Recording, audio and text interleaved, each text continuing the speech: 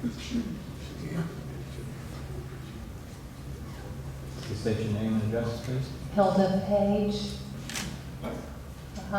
Thank you all for coming, and I certainly can't add anything to the very excellent facts, figures, testimony we've been hearing all morning, but have to just add myself to the people that came across that bridge and fell in love, and my car took me up there all on its own, and I view that what we've been looking at all day on that screen. And I really came down here, like so many of them you've heard, just for a 4th of July dinner and to see a few fireworks. And I didn't go home for 3 days, and when I did, it was to pack. And I've been here ever since, and I just wanted to say, besides these Norman Rockwell towns that we're comprised of, the Tom Sawyer rivers, we're at the mouth of the most important estuary in the United States, the Chesapeake Bay. And, you know, the proposed Hampton Road type towers just undermine our way of life on every level.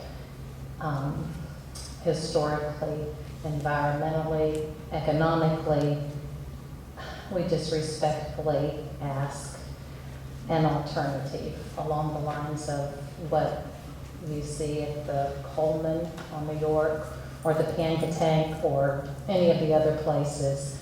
God gave one edict to man when he made him, and that was to guard and tend the earth. Genesis 3, and that's really all we're asking. And thank you so much. I haven't finished what I was going to say, and I feel like there's one thing, I'm not sure it's important, but the gentleman that was here this morning from the Northern Neck, I'm not sure if it's co-op, but the electrical, he said something. I told him I was going to refute it, and he told me go ahead. But because I do live in High Bank, and I was there when the towers, this was before we ever heard about the towers, when the bridge was being painted, those 2 years, and Aunt Salas lived behind me, and the house behind me he rented. We were never out of power at all, and he brought up power outages to do with his customers and complaints, and I told him other people would say the same thing because we all talked about it. It is a backup line. That's a backup line. But we never lost an hour, not a minute of power. So I had to tell him I was going to refute that. And I know. Thank you. Thank you. Any questions? You can be excused.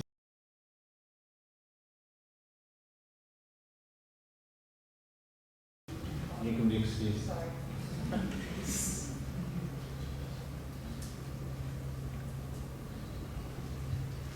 C. Scott Vale.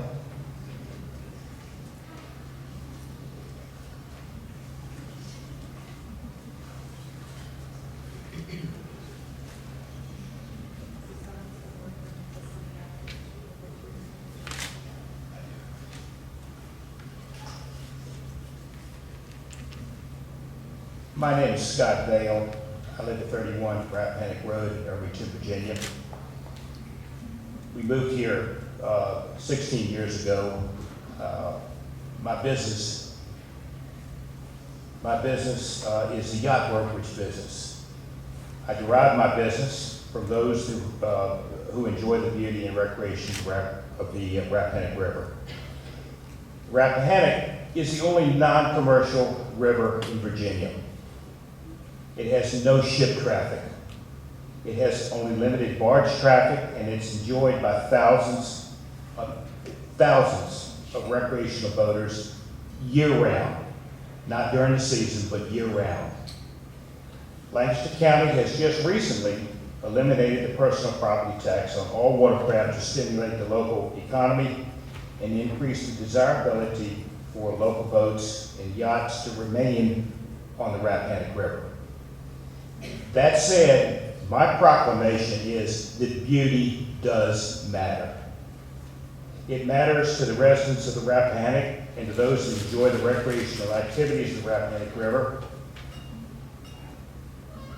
In the same breath, it seemed that beauty mattered to a fellow named Captain John Smith in 1608.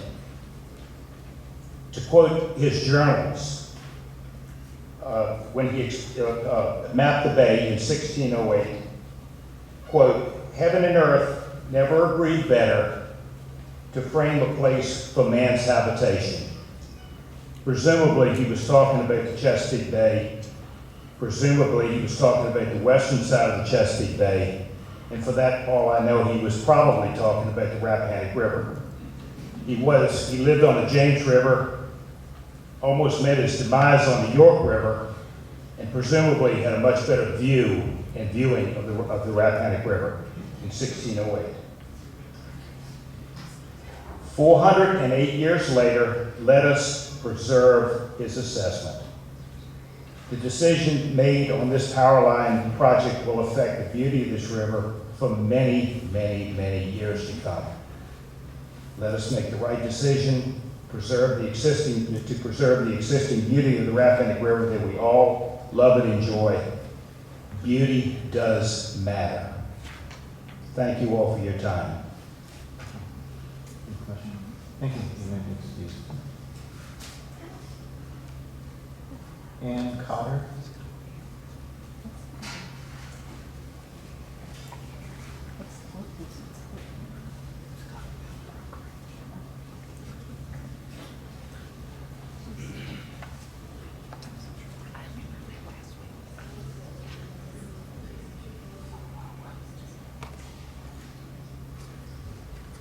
Good evening. My name is Ann Cotter. I am a 14-year resident of the Kilmarnock area at 176 Little Cove Lane in Ditchling. I wish to go on record as opposing Dominion's construction of the power lines across the Rappahannock River at the Norris Bridge.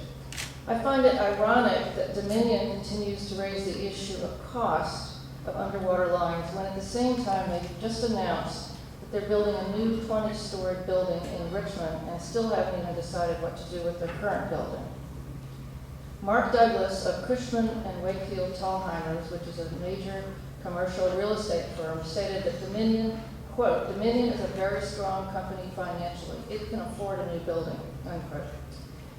Well, that seems to be that's our money they're building that with, because we send that to them day in, month in, year out.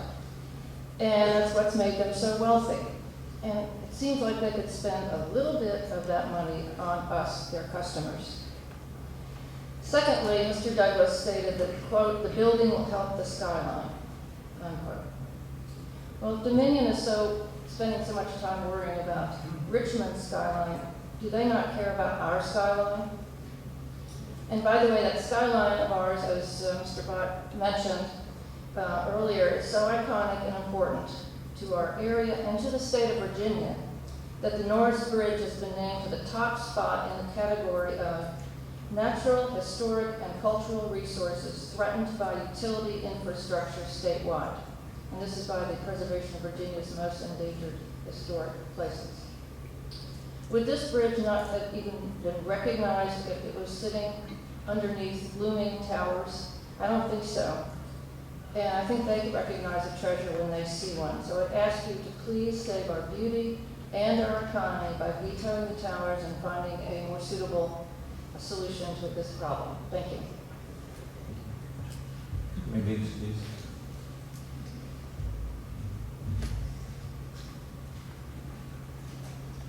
Doug Monroe?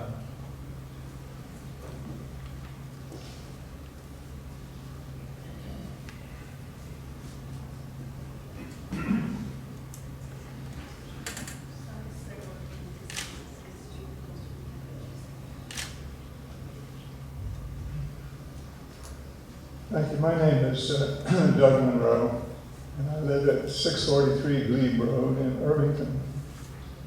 I'd like to talk about some of my thoughts and when I was introduced to this area.